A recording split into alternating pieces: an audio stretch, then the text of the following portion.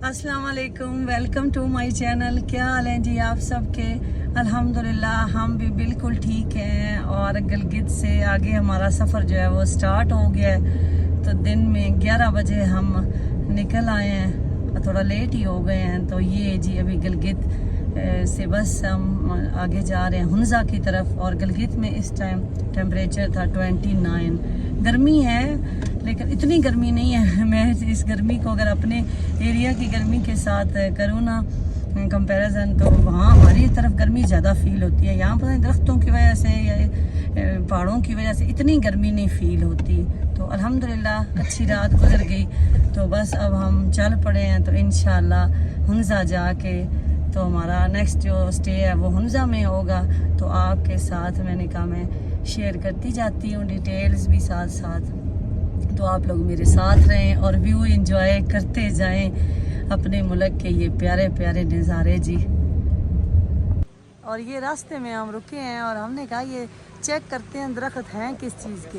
तो देखें ये सारा सेब लगा हुआ है, देखें कितने ज़्यादा। जैसे हमारे यहाँ जामुन लगते हैं ना, इस तरह यहाँ जो जान के सेब लगे हुए हैं। बच्चे भी कह रहे हैं कि देखते हैं कि ये लगा हुआ क्या है। ये ना अभी कच्चे हैं सारे। ये देखें ये हुंजा जाते हुए रास्ते में ना हम लोग रुके हैं। तो ये जितने दरख्त हैं ना ये सारे सेब के ही हैं।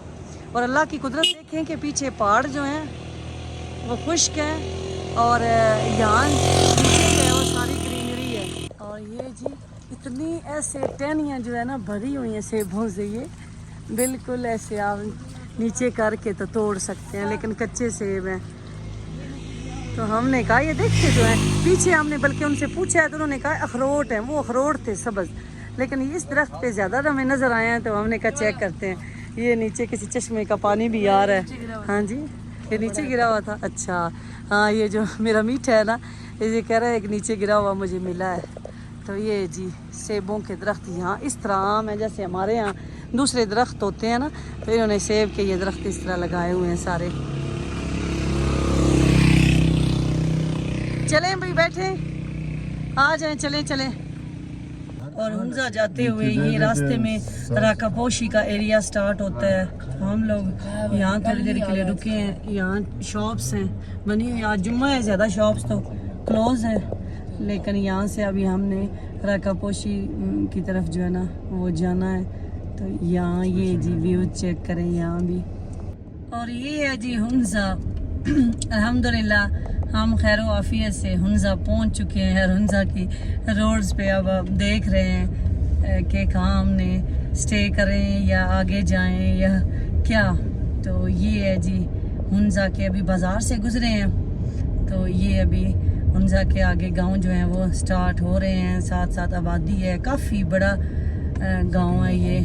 और ये अब आगे इसके एक और उसका गानिश कोई गांव आया है। छोटी छोटी वैलीज़ हैं, उनके नाम जैसे हमारे यहाँ गांव के डिफरेंट नाम होते हैं, इन्होंने वैलीज़ के डिफरेंट नाम, करीमाबाद और आलियाबाद और नासराबाद और इस तरह के। तो खूबसूरती से आपको आइडिया हो चुका होगा कि हुंजा ये जो व्यू है ना ये हुंजा का ही हो सकता है। चेक करें ज़रा ब्यूटी, हर चीज़ इतनी प्यारी नीट क्लीन है यहाँ।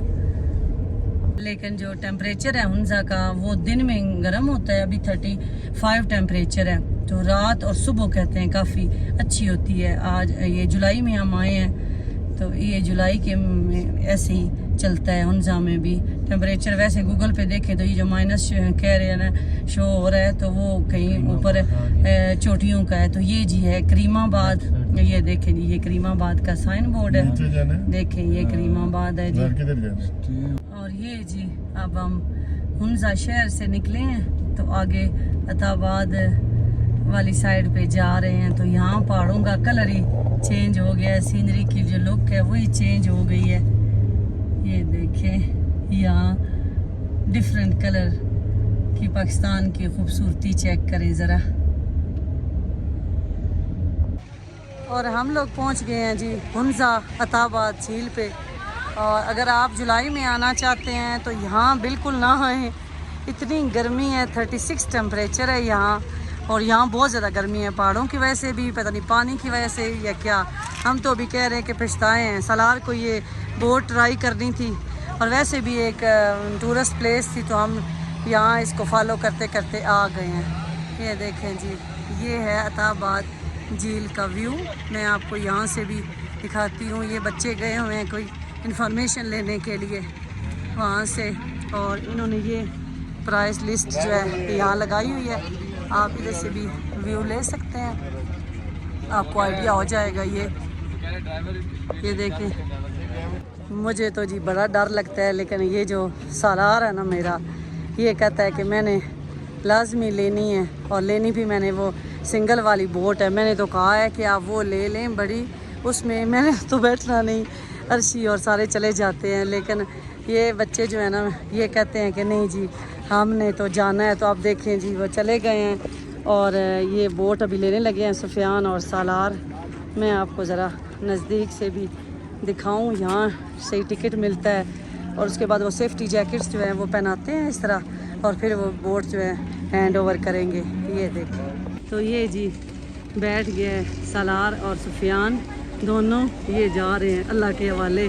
मेरे दिल की इस टाइम धड़कन की कंडीशन मैं आपको कैसे एक्सप्लेन करूं।